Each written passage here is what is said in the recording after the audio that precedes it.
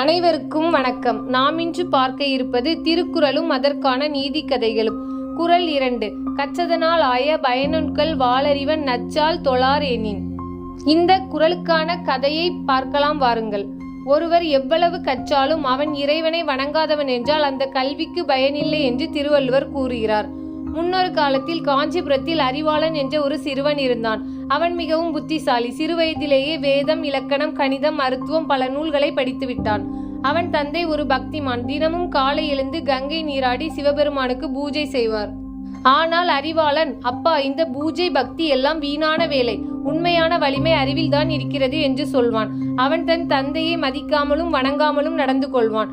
ஒரு நாள் அரசவையில் புலவர் கூட்டம் நடந்தது. பலர் வந்து தங்கள் அறிவை வெளிப்படுத்தினர். அங்கு அறிவாளனும் வந்து தன் திறமையால் அனைவரையும் கவர்ந்தான். மன்னன் பெருமையடைந்தான். இவனுக்கு விருது கொடுக்க வேண்டும் என்று அறிவித்தான்.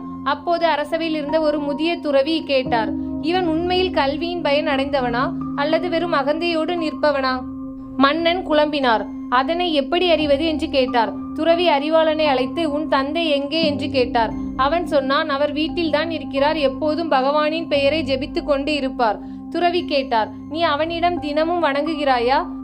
அறிவாளன் சிரித்தான். அறிவில்லாமல் ஜெபிப்பவர் எனக்கும் வணக்கத்திற்குரியவரா? நான் கற்றவன், அவர் பக்தன், வணங்க வேண்டியது அவர்தான், என்னை, நான் அல்ல என்று பெருமையாக சொன்னான். அதை கேட்ட அரசவையில் உள்ள அனைவரும் அதிர்ந்தனர். அந்த வேளையில் துறவி சொன்னார், கல்வி ஒருவனை தாழ்மையோடு நடக்க செய்ய வேண்டும். அது அவனை நன்றி உள்ளவனாக மாற்ற வேண்டும். ஆனால் உன் கல்வி உன்னை அகந்தை உள்ளவனாக மாற்றியுள்ளது. எனவே உன் கல்விக்கு பயன் இல்லை. அவர் திருக்குறளை சொல்லினார்.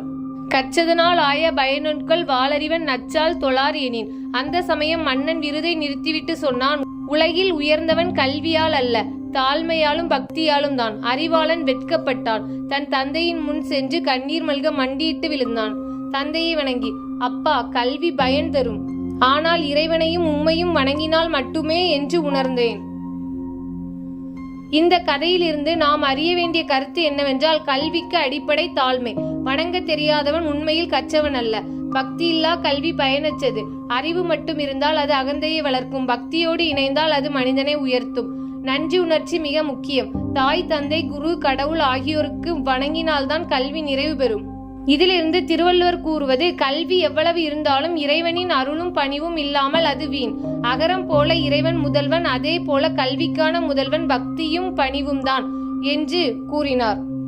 தினமொரு கதையில் கதை கேட்ட அனைவருக்கும் நன்றி.